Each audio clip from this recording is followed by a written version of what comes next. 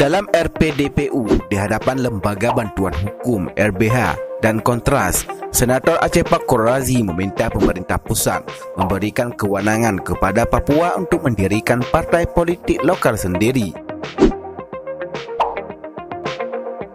Dalam rapat dengar pendapat umum RDPU Pansus Papua DPD RI digelar Senin malam pada 18 November 2019. Saya meminta Papua untuk memperjuangkan lahirnya partai lokal, kata Pakur Razi.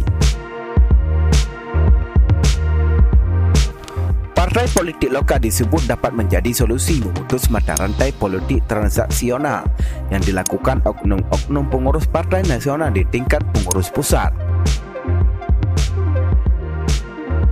Seperti dilansir dari liputan Aceh.com, Pakur Razi mengatakan parpol lokal perlu segera dibentuk untuk mengakomodir hak orang asli Papua.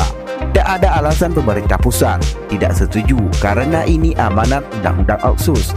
Kami tidak minta hal lain. Begitu kata Pakur Razi.